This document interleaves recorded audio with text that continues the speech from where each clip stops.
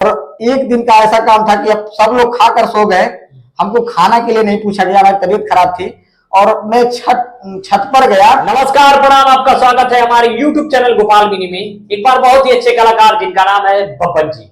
बब्बन जी, हमारे YouTube channel Gopal mini में आपका सबसे पहले तो स्वागत है। नमस्कार, प्रणाम प्रणाम, हर हर महादेव। हम सिंगर बब्बन राजभर, आप सभी दर्शक, देखने वाले जितने दर्शक हैं सबको तहे दिल ये से जानना चाहता हूँ है। कि भोजपुरी इंडस्ट्री में आप लगभग कितने साल से हैं? हम लगभग 1.5 से 2 साल हो गए। 1.5 से 2 साल तक, मतलब स्ट्रगल पीरियड आपका भी चल रहा है। हाँ। तो भोजपुरी इंडस्ट्री में कोई ऐसे मतलब एल्बम मान लीजिए, अभी तो नवरात्रि बीत गया, अब आ रहा है डाला छठ आ रहा है, तो डाला छठ में हमारा आने वाला है। अभी सोच रहे हैं, लिखा नहीं गया है और सोच रहे हैं कि इस पर छठ पर्व पे अपना एल्बम दे, क्योंकि नवरात्रि में हम दे नहीं पाए थे क्योंकि तबीयत सही नहीं थी, तबीयत खराब होने की वजह से हम दे नहीं पाए। मगर हमारा एक गाना आया हुआ था, लोकगीत था जी भैया, ऐसे था। दिन पे दिन हमर देह दुबराता, राजा के हमरा न तन को बुझाता। दिन पे दिन हमर देह दुबराता, राजा के हमरा न तन को बुझाता। जवानी सखी हमरा लचहरा में, पियवा बसल सखी बहरा में, फूक दी जवानी कहरा में, पियवा बसल सखी बहरा में, फूक दी जवानी कहरा में। भोजपुरी एल्बम है भैया का, आवाज बहुत टॉप है भैया, मस्त आप गाते हैं। लेकिन भोजपुरी इंडस्ट्री में कह रहा हूँ कि अगर कोई ऐसा एल्बम, जैसे मान लीजिए आप ये जो गाना गाए हैं, इनके राइटर कौन है आपके? हमारे इसके राइटर हैं कल्याण सहानी जी हैं, जो हमारे कदम से कदम मिलाकर चलते हैं। सब लोग हमारा साथ छोड़ दिए थे जी, तब वो हमारा साथ पकड़े थे और बोले थे कि दुनिया फ्रॉड कर दिया आपके साथ बहुत से लोग, मैं आपके साथ हमेशा कदम से कदम मिला के चलूंगा और हर एक चीज को मानते भी हैं हमारे, और हम हमारे दुख सुख में और उनके दुख सुख में हम रहते हैं, कभी भी भाईचारा है। और हमारे विकेश विश्वासी भैया भी हैं राइटर, इनका भी गाना हम गाने वाले हैं, इनका जल्द से जल्द इनके साथ मेरा प्रोजेक्ट आने वाला है।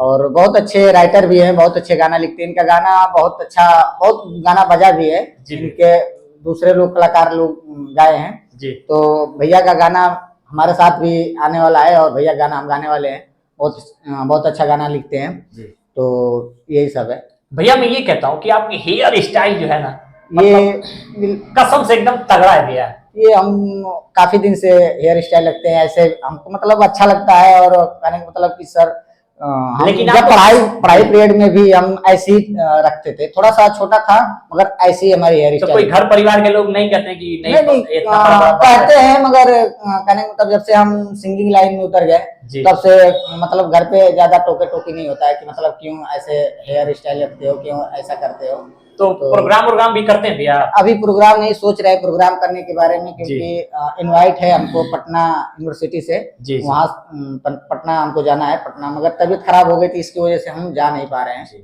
मगर अभी थोड़ा अफसोस चल रहा है इस समय, मतलब प्रॉब्लम चल रही है अभी। हाँ, तबीयत है थोड़ा खराब जी, इसकी वजह से हम थोड़ा सा कुछ कर नहीं पा रहे हैं। तो भोजपुरी इंडस्ट्री में मैं ये जानना चाहता हूँ कि मान लीजिए ऐसे तमाम कलाकार हैं जो भी हैं, आप भी कम बैक टू कर रहे हैं, मतलब अच्छे एल्बम लेके आ रहे हैं भोजपुरी में, लेकिन आपके साथ कोई ऐसा देख रहा हूँ इस समय भोजपुरी इंडस्ट्री में कि बहुत सारे दलाल आ गए हैं, हर सिंगर के साथ फ्रॉड कर दे रहे हैं।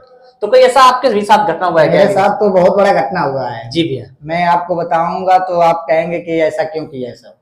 क्योंकि जब हम गायकी तो हम काफी दिन से पहले से स्टार्ट करने वाले थे। 2016 में हम गायकी स्टार्ट करने वाले थे, मगर 2016 में हमारे घर पे हादसा हो गया, हमारे भैया का एक्सीडेंट हो गया और एक्सपायर हो गए, तो हम कर नहीं पाए। फिर हमारे ऊपर प्रेशर हो गया जी। तो घर में हम सबसे छोटे हैं, मुझसे एक बड़े भैया हैं हम, और बड़े वाले भैया, सबसे बड़े वाले भैया का एक्सीडेंट हो गया जी। तो इसके वजह से हम कर नहीं पाए। फिर हिम्मत जुटाकर भैया बोले कि चलो ठीक है, तुमको जब करना ही है तो करो और हम तुम्हारे साथ खड़े हैं। फिर हम अपने जब मतलब हमारा बिजनेस लखनऊ में चलता है, तो हम वहां से जब आए थे तो हमारे गांव का एक लड़का ही है, गांव के बगल में का तो वो सिंगिंग करता है, तो वो हमको मार्केट में ही मिला जी। तो बोला कि यार इतने दिन से गाते हो और तुम्हारी अच्छी खासी आवाज है, स्कूल में भी गाते थे जी, और ऐसा है कि तुम चलो स्टूडियो पे गाना वाना हम कहे चलो ठीक है देखा जाएगा।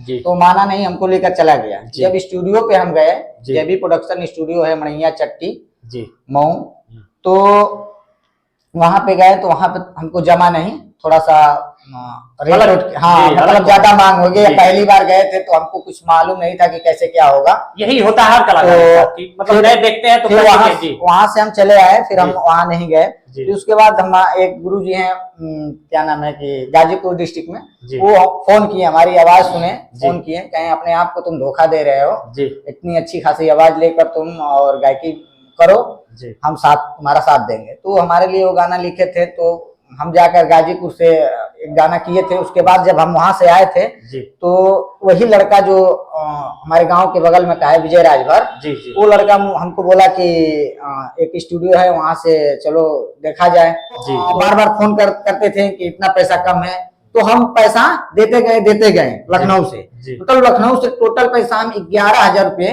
उनको दे चुके थे। एक करती जी जब हम 11,000 कंप्लीट हो गई स्टूडियो बनकर, जी। जैसे पैसा का भाई हर आदमी सपोर्ट करता है, सपोर्ट किए, और मिडिल क्लास से हैं तो भाई जितना बनेगा उतना ही तो सपोर्ट करेंगे जी भैया जी। तो उनको हम देते गए। जी। और जब नगरा में कंप्लीट हो गई स्टूडियो, जी। जब हम फोन किए बोले ठीक है आओ, अब गायकी स्टार्ट होगी, अब यहाँ से काम चालू होगा, तो हम गए नगरा में। जी 1 से 2 महीने हम वहां पे थे। जी। हमारे साथ हम लमसम वहां पे 1.5 से 2 महीने थे। हम 1.5 से 2 महीने में 1 से 1.5 हफ्ते तक हम भूखे थे भैया। और हम आपको क्या बताएं, हम रो कर वहां पे बिताए हैं। एक समय का दिन था जो शाम सुबह होती थी या शाम होता था तो पता नहीं चलता कि कब सुबह हो गई कब शाम हो गया। खाना तक मतलब एक अनाज की फट्टी नहीं पड़ती थी हमारे मुंह में और हमारे पेट में। एक दिन का ऐसा काम था कि अब सब लोग खाकर सो गए, हमको खाना के लिए नहीं पूछा गया, हमारी तबीयत खराब थी। और मैं छत पर गया, नाम का लड़के हैं, मतलब वो गाजीपुर जिला से बिलोंग करते हैं, गोलू राजभर हैं, वो सोए थे। और जो पिंटू लाल यादव हैं गुरु जी हमारे, वो सोए थे। जब हम जाकर छत पर वही लमसम 4-5 बजे के बीच में, भोर में 4 से 5 बजे रहा होगा, तो हमारे मतलब हमको रहा नहीं गया, भूख के मारे पेट हमारा दर्द कर रहा था। तब हम जाके वहां पे रोने लगे। जितने लोग सोए थे छत पे सब लोग जग गए। नीचे स्टूडियो के ओनर सचिन लाल जोशी थे, ये पूछने भर के नहीं हुए कि तुमको क्या हुआ है। और हम वहां रोने लगे तो गुरुजी बोले कि चलो ठीक है कोई दिक्कत नहीं है। खाना हमको 3 से 4 दिन गुरुजी अपने घर से हमको लेकर आए, खिलाए, क्योंकि वहीं पे एक मॉल था। हम कहें चलो ठीक है, उसमें जॉब भी करेंगे और पैसा बनेगा तो हम गाना भी गाएंगे।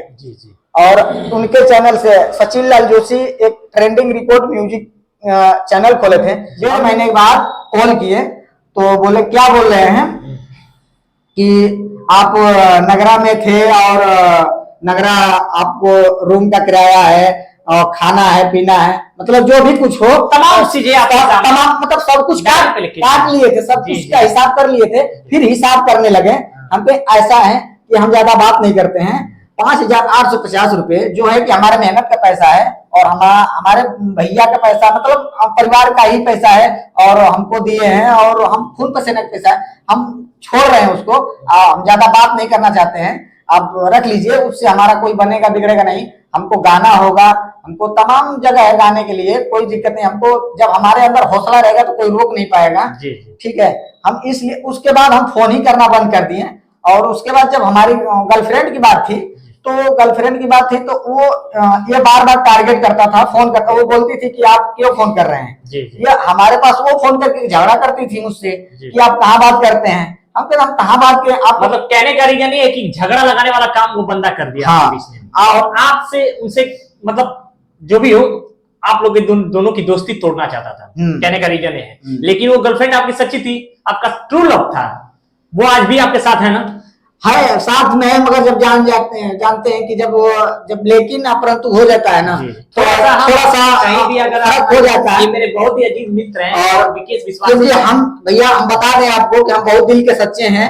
अगर आपसे संबंध बन गया तो आपसे हर एक चीज बात बताएंगे, मतलब हम अपने अंदर नहीं रखते हैं। जो भी चीज रहता है हम छोटी से बड़ी चीज मतलब आपको ही शेयर करेंगे, सबको शेयर करेंगे, मतलब जो हमारे करीब रहेंगे उसको हर एक चीज शेयर करते थे, मतलब बताते थे। मतलब आपके साथ मिलके और विश्वासघात किए वो। विश्वघात। वो लड़की भी मतलब देखिए, कहने को मतलब उसके अंदर भी कमी है, ये नहीं कह रहे कि नहीं, अगर फोन अगला का आ रहा है तो उसको मना कर देना चाहिए ना कि हाँ कि आप कहाँ से। मैं यहाँ पे आपको रुकना चाहता हूँ, कोई भी लड़की मेरी ये वीडियो देख रही है, कोई भी अगर नई लड़की कलाकार जो भी हैं, आप लोग क्या अननोन नंबर से कॉल आता है तो प्लीज आपसे रिक्वेस्ट है कि आप अगर उस व्यक्ति को नहीं जानती हैं तो प्लीज उनका नंबर ब्लैक लिस्ट में डाल दीजिए।